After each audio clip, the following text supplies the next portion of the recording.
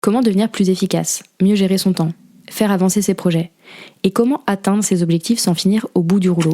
3, 2, 1.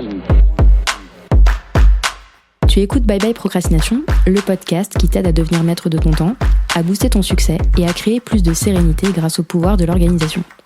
Je suis Claire, coach en organisation et en efficacité. Ma mission, permettre aux entrepreneurs de réussir sans se cramer, en les aidant à construire une organisation simple et efficace.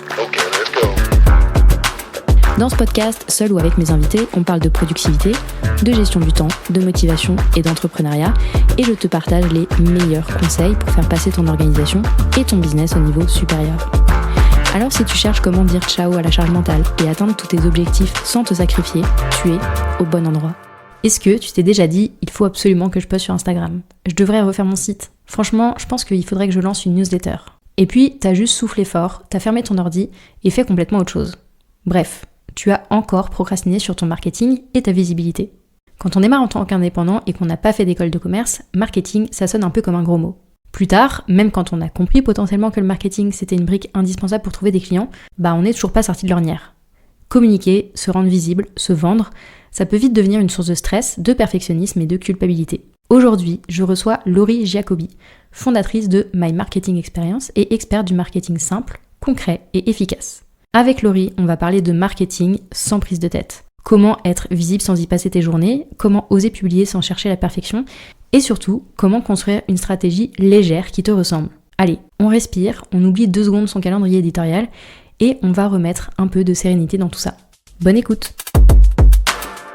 Hello Laurie, bienvenue sur Bye Bye Procrastination. Je suis hyper heureuse de t'accueillir sur le podcast. Écoute, ravie d'être là, Claire. Merci beaucoup pour l'invitation. Avec plaisir. Est-ce que, avant de commencer, tu veux bien te présenter ? Écoute, avec plaisir. Donc, je suis Laurie Giacobbi. J'ai cofondé My Marketing Experience, qui est une agence de conseil de services marketing B2B, il y a 15 ans avec ma sœur. Et d'ailleurs, on fête nos 15 ans cette année. Joyeux anniversaire. Merci. Et je suis également la co-hôte de My Marketing Podcast, qui est un podcast spécialisé en marketing, sur lequel d'ailleurs j'ai même eu le plaisir de te recevoir. Tout à fait. J'ai super hâte en vrai de notre échange, puisque le marketing c'est quelque chose dont je parle pas forcément énormément sur le podcast, parce que du coup je me concentre plus sur des sujets organisation, procrastination, mais en vrai ça fait partie des tâches qui rentrent dans notre to-do list, des priorités qu'on a en tant qu'entrepreneur. Et moi l'impression que j'ai, c'est que quand même souvent on a l'impression que pour être visible en tant qu'entrepreneur, il faut publier tout le temps, être partout, tout faire parfaitement. Et ça devient assez vite soit moralement déprimant parce qu'on a l'impression de devoir faire que ça, soit épuisant parce qu'on fait factuellement beaucoup de ça. Et moi, je suis sûre qu'on peut faire autrement que justement en faisant toujours plus. Et c'est ce qu'on va voir ensemble. Donc j'ai vraiment très hâte de ce qu'on va explorer toutes les deux aujourd'hui. Justement, c'est ce que je disais, je sais pas si tu partages d'ailleurs cette vision, mais la plupart des entrepreneurs voient, je pense, le marketing comme un truc un peu compliqué, un peu obscur et pas toujours hyper simple ou hyper fun. C'est quoi, toi, ta vision, justement, du marketing ? Alors moi, j'ai une vision hyper pragmatique du marketing et du coup, j'aimerais un peu tordre l'idée d'une croyance qui est hyper commune, c'est que marketing égale visibilité, c'est-à-dire qu'il faut juste développer la visibilité. En réalité, le marketing, donc je vais te donner ma définition et celle que je pratique, c'est pas un truc compliqué, il y a des techniques bien entendu, mais c'est ce qui va être toutes les techniques, les méthodes et les actions pour venir, je vais synthétiser, pour venir faciliter la vente. Donc quand je dis faciliter la vente, ça veut dire créer de la préférence, créer de la confiance pour pouvoir être choisi plus facilement. Donc pour moi, c'est vraiment un support à la vente. Et je dirais même que, justement, son objectif, c'est de venir rendre la vente plus simple, en fait. Je vais être vraiment très claire avec ça. Pour moi, c'est pas juste plus de visibilité, c'est juste des ventes plus simples. Je suis super contente que tu abordes ça avec cet angle-là, parce que c'est un truc que j'aborde de temps en temps dans mes coachings avec les freelances et les indépendants que j'accompagne. Souvent, on fait un raccourci entre visibilité et client, c'est-à-dire plus je vais avoir de visibilité et plus je vais avoir de clients. Et je suis complètement d'accord avec toi sur le fait que c'est une idée reçue. Et je vais te partager une expérience que j'ai eue personnellement. Quand j'ai démarré en tant qu'entrepreneur, j'avais déjà un gros nombre d'abonnés sur Instagram. J'avais, peut-être 15 000 ou 20 000 abonnés, ce qui peut être beaucoup, tu vois, pour plein de gens qui démarrent. Enfin, je démarrais pas de zéro, tu vois. C'est déjà bien quand même. Et pour autant, je galérais à trouver des clients parce que justement, j'avais de la visibilité, mais j'avais pas de système marketing qui me permettait de délivrer un message qui créait, comme tu disais, de la préférence, de l'envie, qui faisait comprendre aux gens quel type de problème est-ce que je pouvais les aider à résoudre. Et du coup, en fait, j'étais dans une situation où, en façade, en vitrine, j'avais potentiellement plein de clients, mais en fait, en arrière-boutique, j'avais faim, quoi, tu vois, parce que juste, j'avais pas ce système marketing qui allait avec. Mais c'est un cas, honnêtement, c'est hyper fréquent. C'est-à-dire que des fois, et puis moi, des fois, jamais, je me dis, il y a un gros nombre d'abonnés, mais en vrai, je sais pas ce que il ou elle vend. Tu vois, je sais pas ce qu'il proche, je sais pas comment... je sais pas de quoi il vit, en fait, ou de quoi elle vit. Donc, je pense que c'est fréquent. Et pendant très longtemps, on disait, le marketing, c'est que de la pub, c'est fait pour vendre à tout prix. En fait, non, c'est ni fait pour être juste de la pub et visible, ni pour vendre à tout prix. C'est juste comprendre bien à qui on veut s'adresser, ce qu'on vend et comment on arrive à faire de l'argent, en fait, tout simplement. Je sais que ça peut paraître très futile, mais l'objectif d'une entreprise, c'est de faire de l'argent quand même. Exactement. Puis de toute façon, sans argent, on va pas se mentir. L'entreprise n'est pas une entreprise, c'est un hobby, qu'on soit clair là-dessus. Oui, ou une association, ou voilà. Mais on fait pas ça pour la gloire, quoi. De ton expérience, qu'est-ce qui pousse les entrepreneurs à repousser soit leurs actions, soit leurs réflexions même sur le marketing, parce que des fois c'est même pas juste les actions, c'est que on n'a même pas envie d'ouvrir la porte, tu vois. En fait, je pense qu'on procrastine sur son marketing comme on procrastine dans plein d'autres choses dans la vie. Parce qu'on ne sait pas par quel bout le prendre. On ne sait pas par où commencer. C'est flou, ça nous semble une montagne infranchissable. On n'a peut-être pas forcément les connaissances non plus. Et du coup, quand on ne sait pas par quel bout prendre un truc, moi j'appelle ça le syndrome Scarlett O'Hara. Tu sais, c'est bon, j'y réfléchirai demain. C'est sa phrase pardon, dans Temps n'importe le vent. Et je pense qu'en fait, il est là le vrai sujet.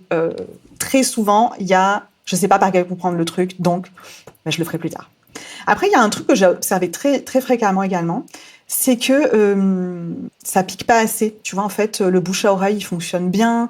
Alors, le bouche à oreille, on pourrait dire que c'est un levier marketing. Pour moi, le bouche à oreille, si tu maîtrises pas le message et qu'on te recommande juste comme ça, en te faisant pas simplement que c'est pas vraiment du marketing, tu le subis un peu. Donc, pour moi, ça rentre très moyennement, on va dire. C'est un levier dangereux. Mais beaucoup de gens se disent, oui, ça rentre, le business rentre, donc par bouche à oreille et tout. Donc, c'est du tout venant, mais il y a quand même du business. Et pour moi, ça veut dire que ça pique pas assez. Tu vois, on structurera plus tard. Sauf qu'un jour, la source, elle se tarit et les demandes, elles rentrent un peu moins. Le réseau et tu vois, c'est pas une source inépuisable. Et là, on se dit mince, qu'est-ce qu'on fait ? Et ça arrive parfois au bout de quelques années. Et dans ce cas-là, on se rend compte qu'il faut arriver à avoir une vraie approche marketing pour générer de la demande et aller chercher des clients. Et après, il y a ce truc de se dire que c'est hyper chronophage. Et en fait, je trouve que ça va avec le fait que c'est pas une priorité. C'est que comme le bouche à oreille fonctionne et qu'on a plein de demandes, du coup, dans ce gros tas de demandes, tu sais, quand tu lances ton filet de pêche et qu'il y a du poisson qui revient, il y en a quand même plein qui n'est pas du bon poisson. Donc, tu vas t'épuiser et perdre du temps sur certains trucs. Et tu vas juste dire, j'ai pas le temps de m'occuper de cette tâche. C'est juste qu'en fait, comme t'en fais plein d'autres qui sont inutiles, t'arrives pas à dégager du temps pour ce qui est vraiment utile. Est-ce que je pourrais te donner un exemple là-dessus qui pourrait te parler ? Déjà, le tri des demandes. Mais je pense que dans notre quotidien, c'est comme quand on veut faire de la place dans notre agenda et qu'on accepte plein de rendez-vous dont on n'a pas forcément besoin et que du coup, on n'arrive pas à faire de la place pour nos rendez-vous essentiels. Tu vois, peut-être par exemple comme nos rendez-vous médicaux sur lesquels parfois on n'a pas très envie tu vois, de se mettre face à un problème. Mais en fait, pour moi, ça, c'est un problème qui est hyper fréquent. Et en dernier, ce qu'on peut observer aussi, ce que j'ai vu chez plusieurs clients, c'est effectivement le perfectionnisme. Toi, t'en parlais un petit peu tout à l'heure. Si tout n'est pas parfait, on n'y va pas. Bon, après, moi, je suis pas perfectionniste, donc c'est un truc que j'ai du mal à comprendre. Mais c'est aussi quelque chose que je peux observer. Mais disons vraiment les trois d'avance, c'est vraiment ce que je vois le plus. Et notamment le fait que si tu n'en fais pas une priorité, c'est que du coup, tu n'y accorderas jamais du temps. Ok, donc premier point, on ne sait pas par quel bout prendre les choses, on manque peut-être de compétences ou de connaissances sur le sujet. Deuxième point, c'est pas un problème assez douloureux. Et du coup, comme c'est pas suffisamment douloureux, suffisamment pressant comme problème, on repousse le truc. Ouais, c'est pas une priorité du coup. Et le troisième point, c'est qu'on peut se laisser piéger par notre perfectionnisme. Hyper clair sur ça. On peut être touché par les trois. Hein. Oui, carrément, c'est pas du tout exclusif les uns des autres. On peut faire un bingo de la procrastination du marketing et avoir les trois en même temps. Est-ce que tu aurais justement une clé à nous partager là déjà pour démarrer, pour sortir de cette vision du marketing comme un truc où on sait qu'en vrai on devrait le faire, mais on préférerait ne pas y toucher du tout? Tu vois, je dirais que c'est pareil. Pour moi, c'est comme tout. Il y a des choses sur lesquelles je procrastine beaucoup dans la vie. et pas forcément sur mon marketing. Mais j'ai quand même pris conscience que si on met du concret derrière les choses, et notamment, je dirais, un objectif ou une action à plutôt court terme, pas quelque chose de trop loin, on a plus de facilité à passer dans l'action. Moi, un client, avant de lui dire qu'il faut refaire un site internet, on pense toujours que ça va prendre 2 mois. La réalité, c'est que si on veut un vrai bon site internet, ça prend beaucoup plus de temps que ça. Je vais d'abord l'orienter vers une action qui va avoir des résultats potentiels rapidement, pour justement avoir un quick win. Et je trouve que quand tu as un quick win, tu rentres plus facilement dans une dynamique. Tu sais, c'est comme quand tu joues au casino, que tu dis je mets une pièce, j'ai de l'argent qui tombe, attends, je vais en remettre une. T'es plus enclin à recommencer et à structurer le truc. Donc, en tout cas, c'est ma vision. Je pense y aller faire des baby steps, tu vois, y aller progressivement. Comme quand tu dois ranger chez toi, que ton appartement, il est en bazar complet. En vrai, tu vas d'abord t'attaquer à une pièce, potentiellement même la plus petite, pour l'avoir bien rangée. Et j'ai encore fait le job. Moi, tu vois, ce week-end, j'ai rangé un placard. Et alors que ça fait des mois que je procrastine le truc. Et en fait, je me suis dit, c'est bien, je l'ai fait en 3 heures. Du coup, maintenant, je peux m'attaquer à autre chose parce que j'ai vu mon résultat rapidement et que j'étais satisfaite. Donc, je pense qu'on est tous fichus un peu pareil, que quel que soit le truc qu'on procrastine, plus on va avoir rapidement un petit résultat, plus ça va débloquer le truc et on va arrêter de procrastiner sur le reste. C'est clair que si on voit les résultats tout de suite, c'est beaucoup plus facile de se motiver et d'avoir la carotte en fait qui nous aide à avancer sur la suite.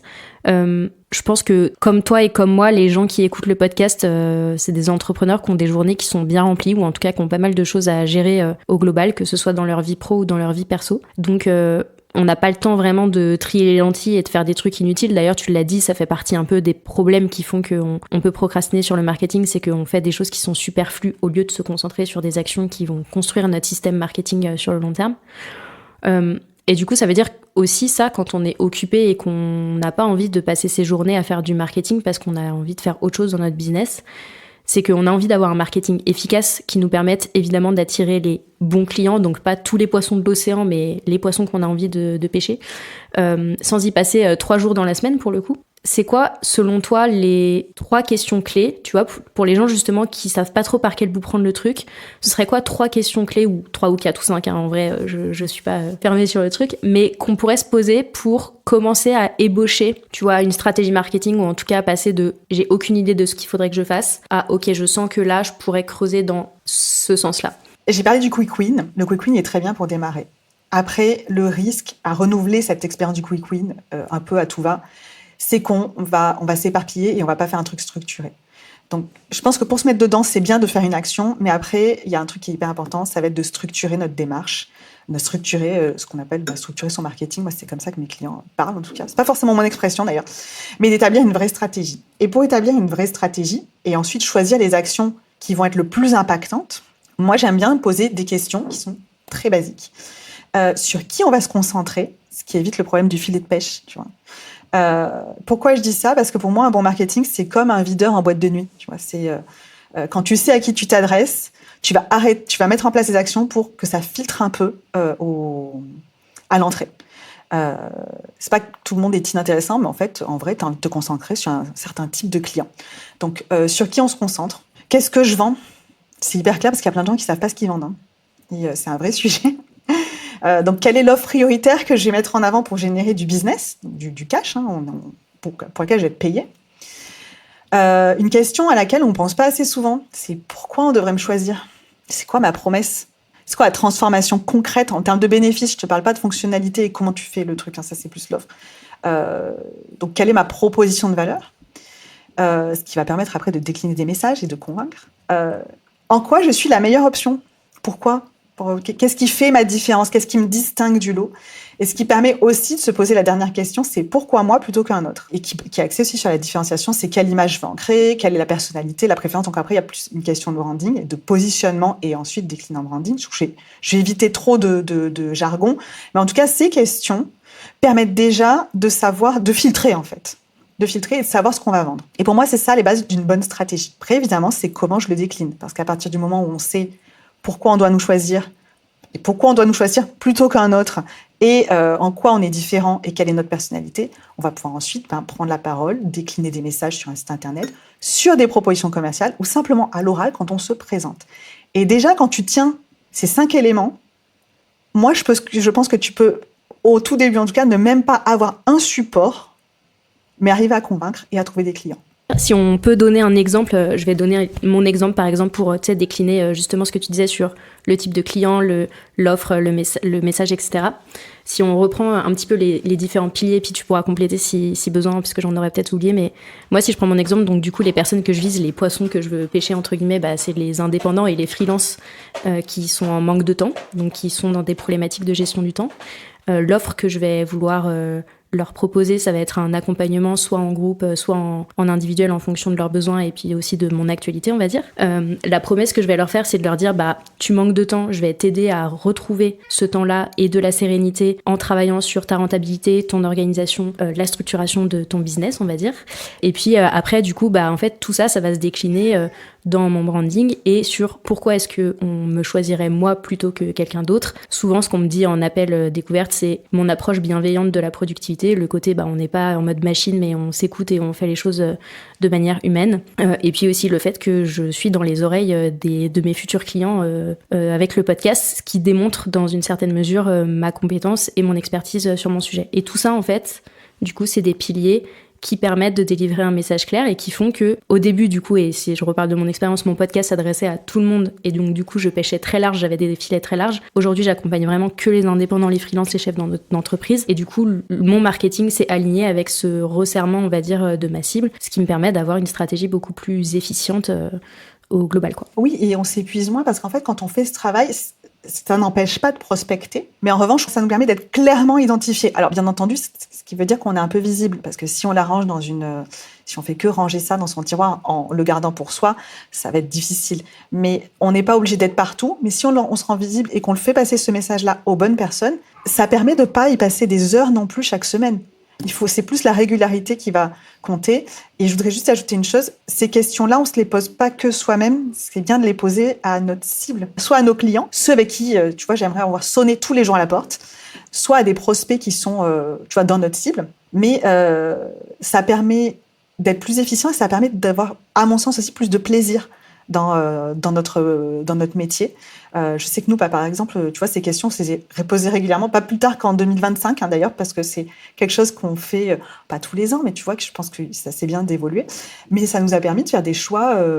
Il y a 5 ans, on a décidé d'arrêter de s'adresser aux entreprises en B2C. On a fait, à qui je vais m'adresser. Et ces poissons-là, entre guillemets, on ne les accepte plus. En revanche, ça nous permet aujourd'hui d'avoir beaucoup d'autorité sur le marché B2B et ce que nos clients apprécient. Vous connaissez les problématiques des entreprises en B2B. Donc, je pense que c'est vraiment des questions clés qu'il faut se poser et qui pourront ensuite permettre de beaucoup plus de clarté dans la mise en place des actions, dans le choix et la mise en place des actions. Du coup, si je comprends bien, il y a aussi une question, en effet, de visibilité, mais ce qui est surtout hyper important, c'est d'avoir une espèce de cohérence, de congruence entre ce que je vais dire, ce que je vais présenter, et puis des fois, on n'est même pas forcément visible, mais simplement, si je prospecte quelqu'un et qui va sur mon site internet, il faut qu'en quelques secondes, la personne comprenne à qui est-ce que je m'adresse, sur quel problème est-ce que je vais pouvoir l'aider, quelle transformation est-ce que cette personne va pouvoir avoir ou peut espérer obtenir avec mes services et sous quelle forme est-ce que ces services peuvent se présenter, quoi. Exactement. Moi, j'appelle ça l'alignement. Effectivement, l'alignement permet de la confiance. Si tu as un discours et que derrière, là où on te trouve, on ne retrouve pas la même chose, il va y avoir une dissonance. Et ça, le cerveau, en général, il ne l'aime pas trop. On va devenir méfiant. Et je pense que ça nous est tous arrivé de discuter avec quelqu'un et d'aller sur son site internet ou son profil LinkedIn et de dire « Mais punaise, mais je n'avais pas du tout identifié qui faisait ça. En fait, je n'avais pas compris ça. » Et ça, en fait, ça crée de la méfiance. A contrario, plus on va être aligné, plus le message, même si on n'est pas partout, du moment que c'est régulier et que le discours est le même tout le temps, et en fait, ça va créer de la confiance et de l'identification aussi. On va vraiment te repérer. Donc, pour moi, c'est pas tant le nombre d'actions qu'on va mener que la régularité et l'alignement, la congruence, comme tu disais. Ok, donc première grosse étape, on se pose les questions clés un petit peu là que tu nous as données pour avoir un socle, des fondations qui soient solides. C'est pas forcément facile. Et tu l'as dit aussi, c'est normal que les choses, elles évoluent et qu'elles s'ajustent avec le temps. Des fois, vous allez remplacer un mot par un autre parce que c'est plus, ça fait plus sens, que ça parle plus à votre cible ou peu importe. Mais c'est normal que les choses, elles se tissent aussi un petit peu au fur et à mesure. Il faut tester de toute façon. Et je ne recommande pas non plus de demander alors, je suis très utilisation des intelligences artificielles, mais je trouve ça très risqué de poser la question à un chat GPT, par exemple.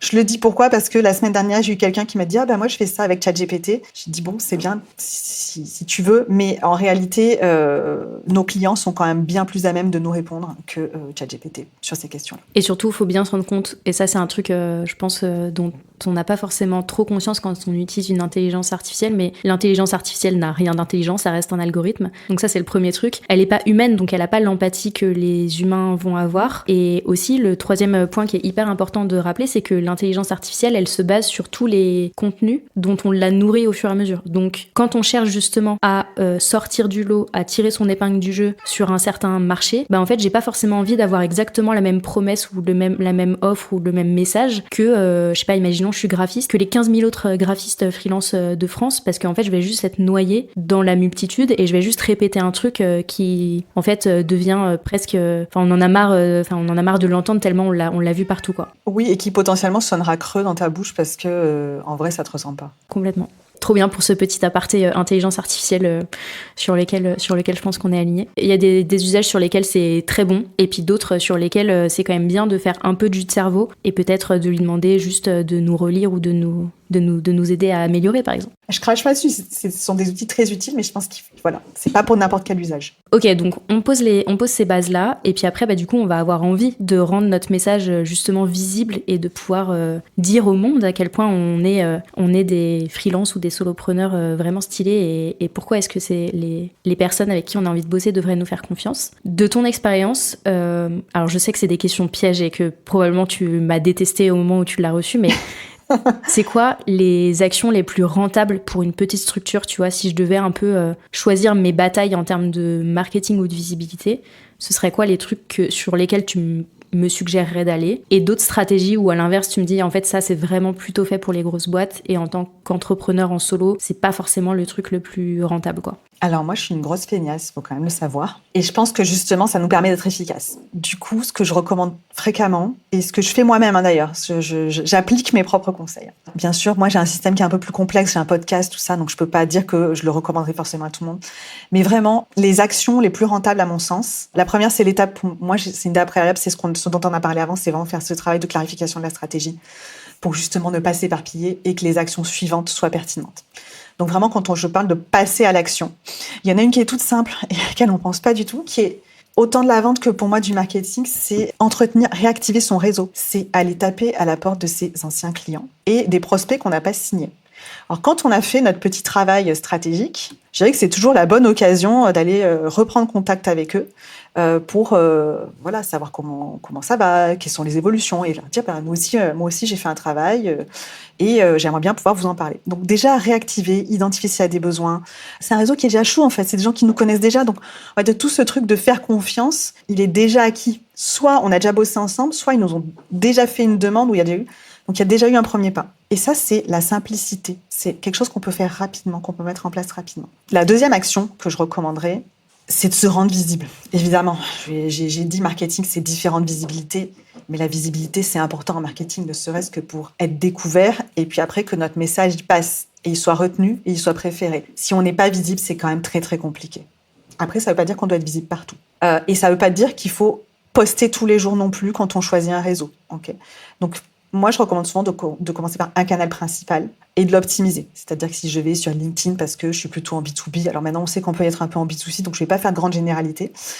Si je choisis Instagram ou si mon canal, c'est le podcast, par exemple, quoi qu'il y a une dimension de distribution, donc on va rester sur les réseaux, ou YouTube, et bien dans ce cas-là, je vais m'y tenir. Mais je vais être régulier. Si je prends des réseaux comme LinkedIn, qui est celui que je connais le mieux, tu peux au début même ne pas publier. Alors je dis au début parce que c'est vrai qu'après c'est bien de se dire qu'on publie au moins une fois par semaine. Mais tu peux aussi commenter. En fait l'idée c'est d'aller prendre la parole et qu'on nous voit, qu'on puisse faire passer notre message et nos idées. Si publier c'est compliqué au départ, commente. Honnêtement en plus quand on voit parfois la portée des commentaires, quand ils sont un peu... je vais m'envoyer des fleurs, on dirait la fille prétentieuse. Mais j'ai certains commentaires, j'ai honte de le dire, qui font beaucoup plus d'impressions, qui sont beaucoup plus visibles et qui me génèrent plus de demandes de connexion que mes propres publications. Et pourtant, ça me prend beaucoup moins de temps. Donc, il ne faut pas sous-estimer cette stratégie de visibilité, mais il faut aller se positionner sous les bonnes personnes, auprès de qui je veux être vue. Mes pairs, surtout les clients que je vise, Et puis je m'y astreins, je dis ok, j'en fais peut-être 5 à 10 par jour. Et si c'est 5 au départ, c'est pas grave. Par contre, il faut être régulier. L'idée, c'est évidemment de générer des conversations et qu'on arrive à être identifié dans le long terme. C'est une stratégie qui est quand même, c'est une action, il ne faut pas se dire qu'on va avoir des résultats en une semaine. En revanche, c'est un truc qui se construit. Donc, je ne peux pas la passer sous silence. Okay. Donc, c'est une action pour moi à mener. Et la troisième, pareil, je trouve qu'on n'y pense pas du tout assez, c'est de construire une expérience qui fait revenir, en fait. Parce qu'on est tout le temps en quête de nouveaux clients. Et tu vois, j'en reviens à ma boucle de « je suis un peu paresseuse », c'est que pour moi, quand tu as déjà fait le taf d'avoir un client, essaye de voir comment tu peux le garder et le augmenter j'aime pas dire sa valeur vie, c'est-à-dire sa lifetime value, tu sais, c'est ce qui va te rapporter dans la durée, ok ? Déjà, les bons clients, c'est hyper satisfaisant de continuer de travailler avec eux, ok ? Après, c'est moins fatigant de re-signer un client que d'aller en choper un nouveau. Seulement les bons clients, les clients, pour les faire revenir, il faut plusieurs choses. Il faut avoir l'offre adaptée, déjà. Donc, je lui vends une fois, qu'est-ce que je lui revends par la suite ? Ça peut être parfois potentiellement la même chose, mais comment je lui revends ? Donc, c'est vraiment de l'expérience. Et quelle expérience je crée pour le faire revenir ? Donc, en termes de satisfaction et en termes de il est bien avec moi, donc il reste. Et ça c'est vraiment pour moi, à mon sens, au-delà de vouloir aller se répandre sur plusieurs canaux d'acquisition, déjà créer une expérience qui fait que nos clients y restent plus d'une fois. Ce que je trouve cool là dans ce que tu nous as partagé, c'est qu'il y a évidemment le côté visibilité et de se mettre en avant et d'oser sortir et porter son message. Mais en fait, tu nous as aussi donné des actions quick win que tu nous as prescrit plus tôt, qui est typiquement... Ah mais moi, c'est les premières que je donne. Bah oui, mais je suis d'accord avec toi. Et souvent, quand on démarre, je pense particulièrement aux entrepreneurs qui débutent, tu vois, et qui n'ont pas forcément justement ces canaux de visibilité. Et tu l'as dit, c'est aussi des choses qui mettent du temps à se construire. Entre le moment où on va poster son premier post sur LinkedIn ou ailleurs d'ailleurs, et le moment où ça va nous ramener notre premier client, bon déjà, on maîtrise pas ce temps-là, et en plus, ça peut prendre du temps. Moi, je sais que j'ai mis à peu près 1 an à voir vraiment de la traction, entre guillemets, sur le podcast, en tout cas de transformer les personnes qui écoutaient le podcast en clients, et c'est normal, en fait, ça met du temps, ça met du temps. Bon, après, je suis pas une grande experte du marketing, donc voilà, mais juste, c'est normal que ça mette du temps, quoi. Non, mais ça met du temps, et un podcast, oui, alors t'as des personnes, par exemple, comme Caroline Mignot, qui elles sont astreintes à poster 1 épisode par jour, par exemple, ou qui font tout à fond. J'admire. Je suis pas nécessairement de cette école-là, mais je pense que je suis pro-régularité, mais je pense qu'il y a un moment donné où il faut vendre et que nos journées ne font que 24 heures. Alors, pour peu qu'en plus tu aies des choses à côté, je sais pas moi, une passion, tu adores le sport ou tu as une famille, bon, on va dire j'adore ma famille, mais tous les parents, je pense, peuvent témoigner que ça prend quand même un peu de temps. Faut choisir ses combats. Donc, moi, je préfère dire, OK, je vais mettre un peu plus de temps pour être visible. En revanche, je vais focus sur la vente parce que c'est quand même ça qui va me permettre de manger et de construire aussi et de revendre plutôt que de me dire que je veux être riche et célèbre très rapidement. Et ceux qui le font, je les condamne pas. Hein. Je dis juste qu'il faut aussi faire. On a trop souvent tendance, et ça, c'est aussi un piège, à vouloir faire comme les autres. Sauf qu'en fait, on n'est pas comme les autres. Enfin, on n'est pas tous pareils, plutôt. Ouais, on n'est pas tous pareils. Et encore une fois, les chiffres que vous voyez chez les autres et les chiffres... on va dire, d'abonnements, etc., ne disent rien de ce qui se passe en termes de business derrière. Et des fois, on peut avoir un engagement hyper important sur les réseaux sociaux ou ailleurs et au final, pas forcément avoir plus de clients que quelqu'un d'autre, quoi. Oui, et puis peut-être qu'il y en a qui veulent pas travailler 12 heures par jour non plus. C'est OK. Il y en a qui... Enfin, tu vois, moi, je suis quelqu'un... je crache pas sur la croissance, mais je ne suis pas pour la croissance à tout prix. Il y a des choses sur lesquelles je ferai pas de sacrifice. Et même si c'est pas très fou de dire ça, je pense qu'en réalité, on est nombreux à le penser. Ou alors, on n'ose pas se l'avouer, tu vois. Se dire, OK, mais si ça me prend 2 ans de plus, c'est pas grave, tu vois. Je suis pas non plus à manger des nouilles tous les jours. Je te rassure, t'es plutôt au bon endroit pour le dire, puisque c'est typiquement ma vision des choses et que c'est OK de prendre son temps. Mais c'est pas très glamour de dire ça. On est souvent sur le succès à tout prix et tout. Tu vois, c'est pareil, la notion de succès, elle est quand même toute relative. On n'a pas tous la même vision du succès. C'est pour ça que je dis, il faut pas forcément vouloir copier les autres. Par contre, il faut, dans sa balance marketing, il faut vraiment pas viser que la visibilité. Il faut surtout aussi se dire qu'on garde qui est indispensable, mais qu'on garde un volet vente. Parce que la visibilité sans les ventes, on s'en fout un peu, en fait. on continuera de manger des nouilles. On est bien d'accord. Non, mais je pense que en plus, tu dis c'est pas sexy, mais moi je crois que la vision d'une entreprise dans laquelle on bosse pas 70 heures par semaine et qui nous permet de vivre confortablement, elle est sexy pour beaucoup de gens. Après, on peut aimer, je pense qu'on peut aussi profondément aimer travailler. Hein. Non, mais c'est juste chacun voit midi à sa porte, comme tu l'as dit, et il y a des gens pour qui c'est leur équilibre, c'est 80% de travail, 20% de vie perso, et d'autres pour qui c'est complètement différent, et on n'est personne pour juger, et on ne juge pas d'ailleurs, mais juste on a le droit aussi de vouloir, d'avoir envie d'explorer des modèles différents, et c'est parfait comme ça.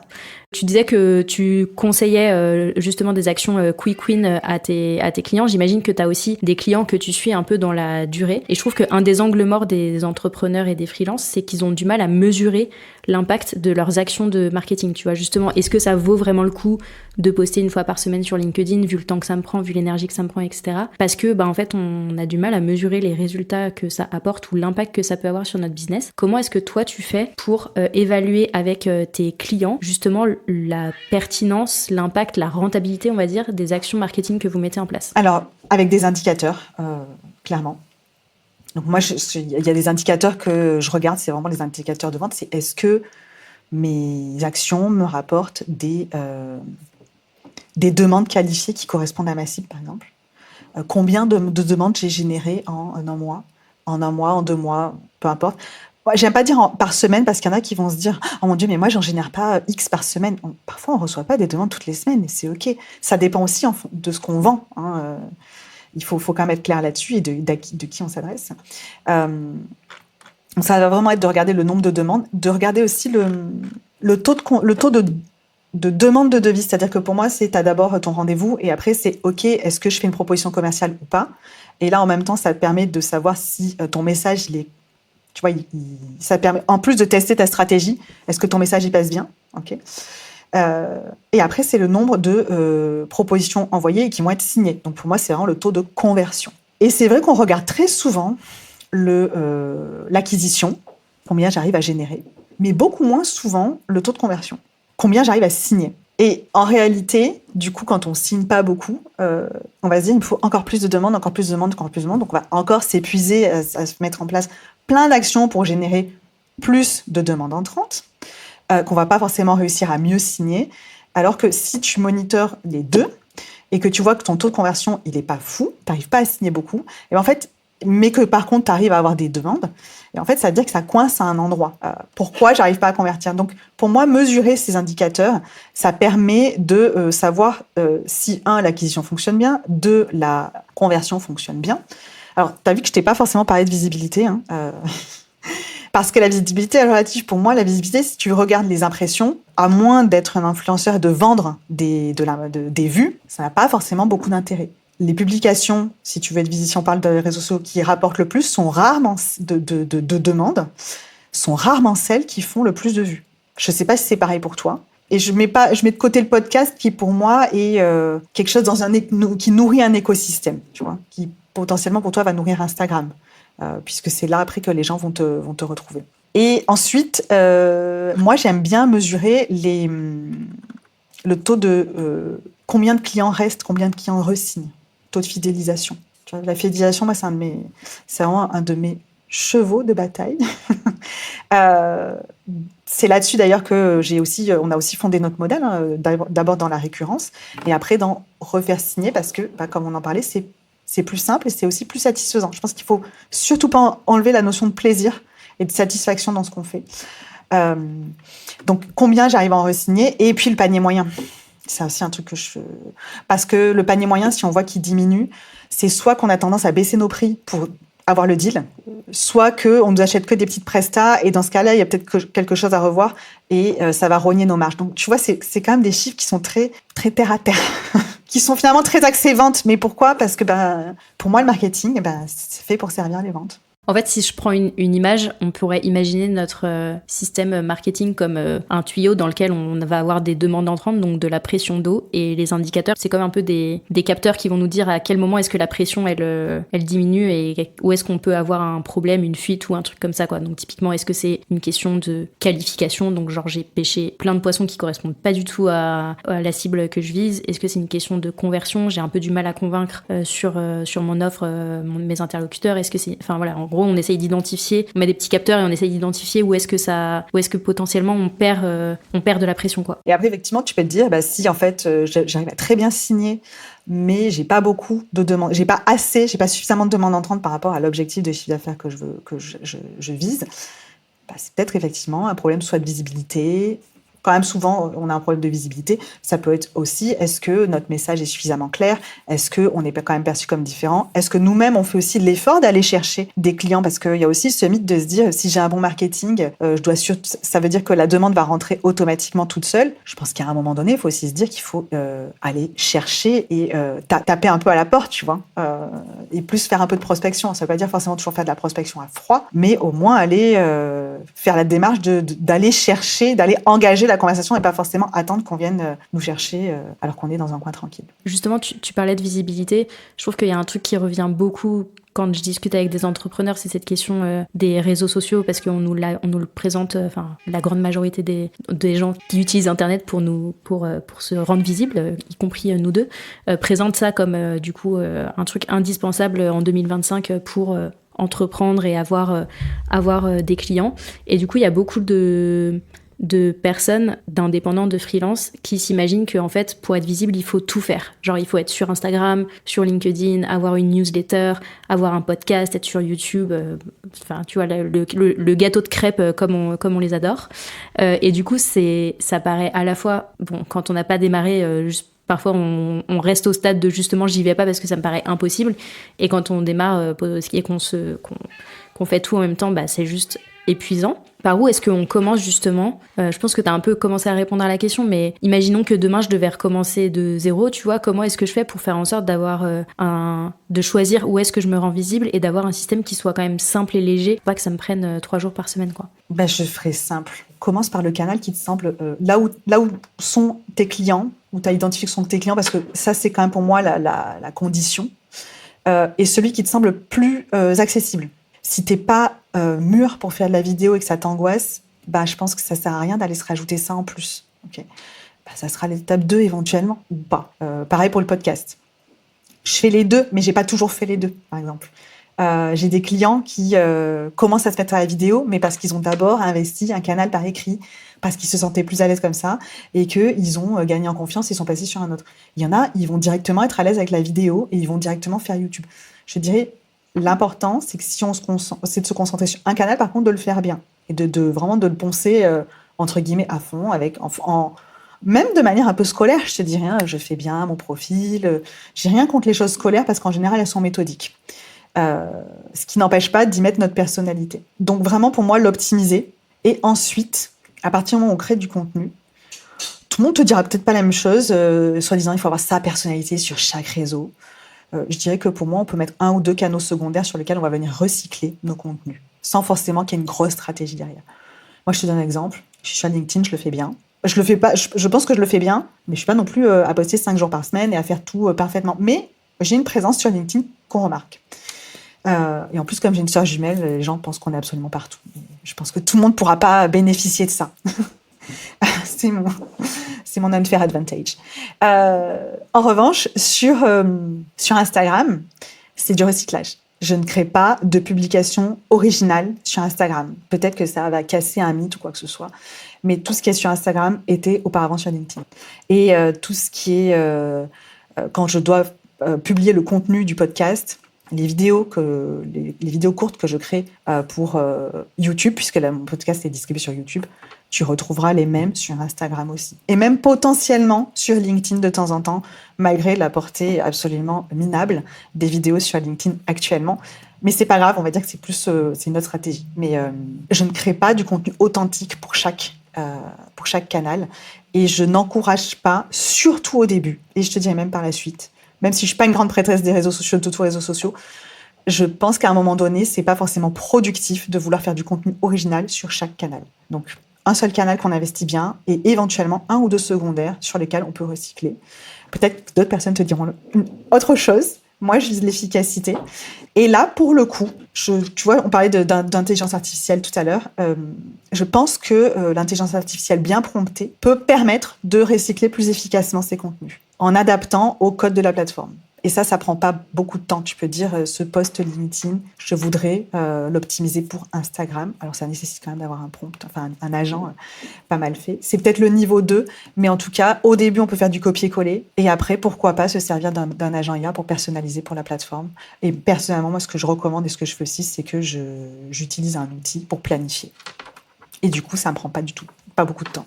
Je sais pas si tu seras d'accord avec moi sur ça, mais moi, il y a aussi un truc que je remarque, c'est que on a tendance à surdimensionner notre système marketing par rapport à nos objectifs. Et je pense notamment aux freelances ou aux indépendants, tu vois, qui sont par exemple prestataires de services. Imaginons, j'ai besoin de 3 clients par mois. Je suis pas obligée d'avoir un système marketing qui s'étale sur plein de plateformes différentes, avec un système justement de recyclage de contenu, etc. L'objectif d'un système marketing, c'est pas forcément... Enfin, encore une fois, je parle pour moi, je parle pas pour toi, mais moi, ma vision, c'est que l'objectif, c'est pas de tuer des mouches avec un bazooka, tu vois. C'est-à-dire, c'est aussi de dimensionner notre présence et notre visibilité par rapport à nos objectifs. Et alors, si on a des objectifs d'avoir plein de clients parce qu'on veut se mettre en mode agence, etc., bah oui, on va dimensionner notre système marketing par rapport à ça. Et peut-être qu'on va commencer avec une plateforme et après construire d'autres canaux par la suite. Après, si notre objectif, c'est d'avoir, 25 clients par mois, par an, pardon, et c'est ça notre objectif et il reste stable au fil des années, ce qui est tout à fait OK aussi, bah en fait, on peut aussi dimensionner par rapport à ça, quoi. Alors, je te rejoins et du coup, je vais nuancer parce que je pense que du coup, ma réponse était peut-être pas assez nuancée. Je dirais, ma recommandation, c'était d'en avoir un. Et si on veut en avoir un ou deux autres, de pas forcément créer du contenu authentique pour ces 2 autres. C'était plus un si qu'un et. Je pense qu'on est aligné. Je me permets juste d'insister parce que je vois trop d'entrepreneurs, tu vois, qui justement font une espèce de système marketing hyper complexe avec plein de niveaux, des machins, des trucs. Et en fait, mais quand tu les mets en regard des objectifs de vente et de clients à acquérir, il y a vraiment un gros différentiel, quoi. Oui, et je te dirais que parfois, plutôt que de vouloir investir un autre canal, avoir un canal, un réseau et une newsletter qui va arriver régulièrement chez nos clients, ça permet aussi d'entretenir la relation et de nourrir plus l'objectif de fidéliser. Si jamais tu dois rajouter encore une corde à ton arc. Mais en tout cas, pour ce qui est des réseaux et de la visibilité, oui, bien sûr, c'est un seul au départ. Et si on veut en rajouter un autre, je te parle bien, on est d'accord sur ça ainsi, et bien dans ce cas-là, Marocco, ce serait plutôt de recycler que de vouloir faire du contenu unique et authentique pour chaque canal. Alors, si je vais essayer de résumer pour faire ressortir un peu les clés dont on a parlé, parce que là, tu nous as donné plein d'infos et c'est hyper précieux, c'est hyper riche, mais du coup, je vais essayer de résumer. Première action à mettre en place quand c'est bon, on veut arracher le sparadrap, on veut structurer son marketing, c'est poser les bases avec toutes les questions qu'on vous a données au début de qui est ma cible, quelle offre, quel message, etc. Parce que ça part de là et si ça, c'est pas aligné, bah en fait... vous n'avez pas fait tomber le premier domino qui va faire tomber tout le reste derrière et vous aurez du mal à avoir des résultats. Deuxièmement, du coup, c'est de choisir, si je remets un peu les choses dans l'ordre pour nos auditeurs, mais ce serait de choisir un premier canal de visibilité sur lequel aller et puis de le compléter avec le fait d'activer son réseau et les petits quick wins que tu nous as donnés. Mettre en place des indicateurs pour valider ce que vous êtes en train de faire et vérifier où est-ce qu'il y a potentiellement des problématiques à aller résoudre. Et du coup, si vous avez envie de monter en puissance sur la dimension visibilité, bah faut pas hésiter à recycler le contenu que vous créez. Créer 1 ou 2 contenus authentiques, par exemple un réseau social et une newsletter. Et après, si vous avez envie d'étendre votre empire, bah ça peut être avec du recyclage, notamment en s'appuyant sur des IA. Est-ce que j'ai bien résumé ? C'est tout très bien. Je dirais juste que avant d'aller investir d'autres canaux de visibilité qui vont prendre du temps, c'est de ne pas hésiter aussi à mener des actions de prospection. Parce que c'est très bien la visibilité, mais on en parlait tout à l'heure. Aller aussi nous-mêmes chercher du client. Là, on rentre vraiment dans un volet vente pure. Je pense que ça pourrait faire un épisode à part, tu vois. C'est un truc qu'on procrastine beaucoup parce que on a peur d'aller vendre. Donc, le marketing va venir soutenir la vente, mais n'empêche pas d'aller vendre non plus. Donc, si on doit prendre du temps, on fait un canal de visibilité avant d'en rajouter d'autres. Si on a besoin de clients, d'avoir plus de demandes, on va prospecter. Et après, on rajoute des canaux. Parfait. Merci beaucoup pour la précision. Je sais qu'il y a beaucoup de personnes qui nous écoutent qui sont des grands ou des grandes perfectionnistes. La semaine dernière, j'étais avec une entrepreneure et on discutait de procrastination justement. Elle me disait oui, ça fait des mois que j'ai cette chaîne YouTube en tête, mais j'y arrive pas, etc. Bref, elle était dans une situation classique où en fait, elle attendait que toutes les planètes, toutes les étoiles soient parfaitement alignées pour se lancer. Et du coup, en fait, ça faisait des mois qu'elle attendait et qu'il se passait évidemment pas grand-chose. Comment est-ce qu'on fait quand on est dans ce type de situation et tu vois qu'on a un truc en tête, mais on a du mal à appuyer sur publier, quoi, parce qu'on a l'impression que ce sera jamais assez parfait pour le partager avec le monde. Alors, je suis pas perfectionniste, comme je te disais. Ce que je recommande souvent, c'est de mettre une deadline. Alors, j'ai fait ça avec des clients. Soit je mets une deadline et ok, on se fixe, je sais pas, vendredi, et vendredi, ça sort, coûte que coûte. Soit, et ça, c'était une cliente qui avait peur de publier, et effectivement, en fait, ça la faisait transpirer d'appuyer sur le bouton. Et ce que je lui ai dit, c'est, dans ce cas-là, tu planifies. Tu planifies comme ça, t'es pas là au moment où, entre guillemets, c'est pas, tu diffères le moment douloureux. Là, tu fais juste plier, il va rester, je sais pas, peut-être que, je crois qu'en plus, elle avait genre différé d'1 heure, hein, c'était pas un truc de fou. Mais elle n'avait pas à faire l'action de suite. Et elle a dit, c'est bon, ok, je vais faire comme ça. Et pour le coup, c'est passé. Aujourd'hui, elle n'a plus aucun mal à publier. Mais elle a un peu différé ce moment douloureux. Elle savait que ça allait être publié, mais c'était pas instantané. Alors, je sais pas si ça peut servir à d'autres personnes, mais en tout cas, ça a bien fonctionné pour elle. Je vais faire une confession, moi je fais ça sur les mails que j'ose pas envoyer, je les écris, je les planifie et comme ça je les vois pas partir et psychologiquement c'est vachement plus confortable. Est-ce que tu aurais un dernier conseil à donner aux personnes qui nous écoutent et qui seraient justement dans cette situation où ils ou elles savent qu'il y a besoin d'aller sur le terrain du marketing mais qui procrastinent sur le sujet? Comme je l'ai dit, de commencer par un objectif simple et plutôt accessible et je dirais plutôt orienté avec tu vois, qu'il y a quelque chose de satisfaisant derrière, notamment une vente. Pour moi, c'est un truc qui est simple à faire, c'est déjà d'aller recontacter des clients, tu vois. Donc, le conseil, c'est vous rappeler vos anciens clients, vos anciens prospects, et vous essayez de voir ce que vous pouvez faire avec. Et souvent, je l'ai quand même. Honnêtement, régulièrement, c'est la première action que je donne à faire. Et dans 90% des cas, il y a des résultats. Et du coup, ça met dans des bonnes dispositions parce qu'on se dit ah ouais, ça marche, donc je vais continuer. Donc pour moi, c'est vraiment ça, c'est essayer de choper un quick win. C'est pas forcément de refaire un logo, par contre, tu vois. C'est pas forcément ça. Pour moi, faire un logo plutôt que d'aller vendre, même si on peut dire que la communication, tu vois, ça fait partie du marketing. Pour moi, faire un logo, c'est procrastiner. Procrastination active, mais procrastination quand même. Exactement. Écoute, on arrive à la fin de notre échange, Laurie. Merci 1000 fois d'avoir partagé tous tes conseils hyper pertinents, hyper concrets, hyper précieux aux auditeurs de Bye Bye Procrastination. Si on veut continuer justement à suivre tes conseils et à creuser ces sujets-là, où est-ce qu'on peut te retrouver ? On peut me retrouver sur LinkedIn, donc Laurie Giacobbi. Et on peut également me retrouver sur le podcast, donc My Marketing Podcast. Et j'ai une newsletter aussi, on trouvera tout. Et je mettrai évidemment tous les liens que tu nous as évoqués dans la description de l'épisode pour les personnes qui nous écoutent. Encore un grand merci, Laurie, pour tes partages. Et puis à très vite pour un nouvel épisode de Bye Bye Procrastination. Merci Claire. J'espère que tu as aimé ce nouvel épisode de Bye Bye Procrastination et que tu y auras trouvé de quoi faire passer ton organisation au niveau supérieur. Si c'est le cas, je t'invite à mettre 5 étoiles sur ton application préférée, à me laisser un commentaire ou à partager cet épisode autour de toi. Et si tu veux aller plus loin et obtenir des conseils personnalisés pour décupler ta productivité, tu peux commencer avec mon quiz gratuit Ton plan productivité personnalisé en 6 minutes top chrono. En faisant le quiz, tu reçois directement dans ta boîte email des conseils sur mesure pour booster ta productivité en fonction de ton profil. Je te mets le lien direct vers ce quiz gratuit dans la description de l'épisode. On se retrouve très très vite pour un nouvel épisode de Bye Bye Procrastination. À bientôt.